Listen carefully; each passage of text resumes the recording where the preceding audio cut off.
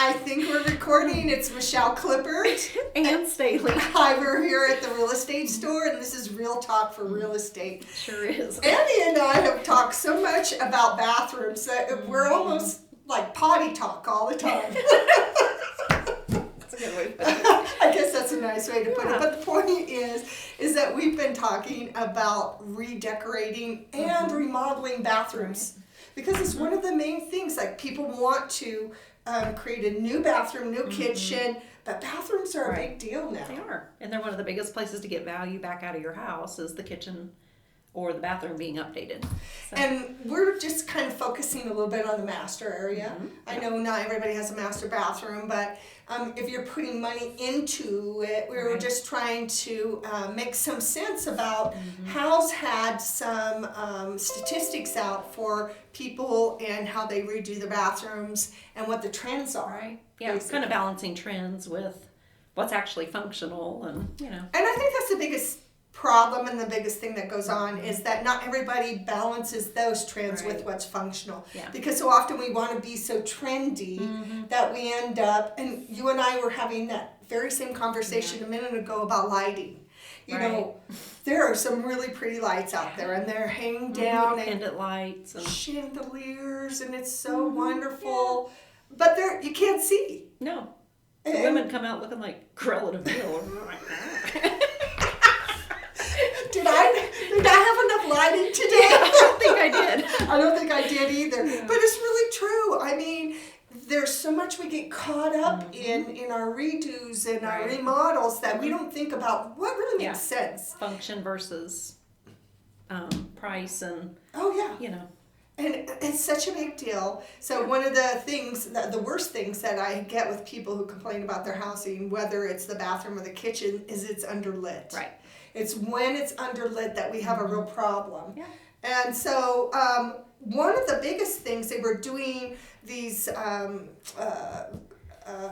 what am I trying to say? They were doing studies on it, kind of getting information out, and it was from 2019, and they were saying the most trendy thing is a transitional bathroom. Oh. So, which is kind of interesting. It is. Yeah. And because I think, too, that we need to think on those lines. I think it should always be the most trendy thing, is because we start out with one idea and maybe we need to age in place, or we need changes. Multi-family. Multi-generational. Yeah, and then we need to change those bathrooms up. Yeah. So some of it could be how, the square feet of the bathroom, the height of the cabinetry. There's a lot of things. Height of the toilet. The height of the toilet. Separate tub. Yeah. Walk-in shower. That's right. And especially when the walk-in showers, sometimes we need to think, do not put the step. Right. What is the sometimes point? You need to be like zero entry where you can even look to the future if you need to walk in or roll in. Oh, roll in. Yeah, that's right. And they can do it. They have the drainage that can go away. You don't have to have the pan where everybody jumps in, or the higher level.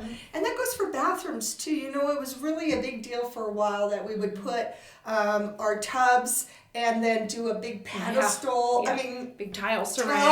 You have to straddle it like a giraffe. It's not always functional anymore. But there was lots of room for your wine and your flowers and things like that. Your candles. Beautiful, but not necessarily functional. Yeah. So we're really going back to more of a pretty but functional. Functional. So it sits by itself. There are fiberglass ones that sit by themselves. Yeah. And it just makes sense. Yeah. So many new products like that though for flooring and even the ceramic tile. It looks like wood and you can put it in the shower, you can put it on the floor. I mean, you can have trendy and beautiful at the same time. At the same time as being really pretty functional. So. And I think that's some of the things that we need to think about. And again, on transitional living is that you don't want something too slick. Right, yeah. They have some beautiful tiles, but like you're saying, I've seen the ones with the wood and they have a little groove in them. Right, yeah. So you're not... A little grit. Yeah, they have a little bit to go with that. And there are even laminates out there right now that are waterproof. Oh, yeah.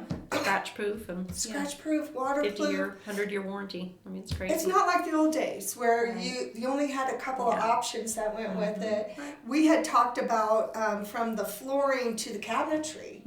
And the space, making sure you're thinking about storage, because people don't have enough storage anymore. We don't always see utility closets or things like that in the bathroom, so you need to make sure there's plenty of that. A lot of open shelving, that's the thing now, it seems, you know, which, once again, not necessarily functional, but it's pretty, but you need another cabinet or somewhere. You need something for that. Double sinks. And we talked about that initially, and it was about like our medicine cabinets, that we got so far away from those, and now it's like making sense to come back to them. Yeah, every home used to have one. Every home used to have one, and but we were saying how obtrusive they were. They were sitting outside. They stick out the wall, and now they can put them into the drywall. They can look so nice and still be functional. Within the mirror, even I keep seeing them now. It's like you see just a little spot, and you're like, oh my gosh, the mirror actually opens, and it's recessed into the drywall, so you have all that storage, but it just disappears. And we talked about mirrors before. Yeah. The mirrors were like, there's some really pretty mirrors out there. And of course, money can buy anything. I mean, if you have enough money, you can buy anything. But some things you just have to do to make sense in the mirrors. And I had said I had been in a house where the TV was in the mirror. Right, yeah. Like, how that was really cool for perhaps a short amount of time, but what about technology? It changes. Right. All of a sudden, not only you're changing the TV, but you're changing the whole mirror situation. Just seems, I mean, great. Each his own if you want to do that, but just I feel like you have to balance what somebody else is going to want and then what they're going to have to take care of, or the expense of it in the future, as well as, you know. And we do want to think about ourselves, like what's our lifestyle and what makes us happy. And I think that's a lot of times a very important aspect of our remodel. But then pull yourself back just a little bit and say, can I resell this? Yeah, it's your biggest investment. It's going to be a huge investment. And that the bathroom, the kitchen, the money that you put into it, I think you really need to consider resell on some of that stuff. You're going to get the money back. So that we were talking about sinks initially, and one of the most popular sinks they said was the sink that the cabinet was over, like the sink was under. I know it was really trendy for a long time to have the vessels. That set on top, like the bowl or whatever, And you know, it comes to not just functionality, I think they functioned okay. I think it was the cleaning aspect of keeping that clean in the bathroom area. It's not as easy. Yeah, and it's very trendy. I mean, there's a lot of people that lean more traditional than trendy, and I saw a lot of people that are like, well, I take that out. I don't necessarily like that, but they tend to like the one piece even. That seems to be popular now, which I like because it is functional and it's easy to clean. You just wipe the whole thing along with your counter. There's no grooves or. And I think that's a big deal when we talk about things lasting. Sometimes is dirt getting into those areas and things like that. So when we come back to tubs a little bit, it's rare that I see a tub that's in great shape that has the jets. Like jetted tubs are really dating homes now. Not only do the jets discolor, but it is a huge issue for bacteria. If you don't clean them out every week, from what I understand, Cascade from the very beginning. Is that right? And there's so much. I've also heard like a bleach type situation that you would get at a hot tub place because it's almost the same type idea. Because you have the jets coming through. Is how do we clean that out? Now, it may seem awesome to sit in it for a short amount of time or whatever it is, but when you have to keep that clean. So when I'm showing houses now that the house that people put them in the 2000s, even now sometimes, people are like, oh. Yeah, if it was just not, I don't want to, they like a soaker tub. They like the soaker tubs. Yeah, that's soaker really tubs are very popular. Yeah. And separate, freestanding. Yes. More so with a shower, if you have space. Not everybody has space for that, I know, but if you have space, then you have just the shower option, or, if you have somebody in your family who does want to take the bath, then you have that, but it's not. Right. You're not, No, I think that's a big deal. The showers are a big deal. We talked about that. Some of the things that we need to be sure of is when we talk about the cleaning and the functionality of it is be careful if you're going to put all glass on.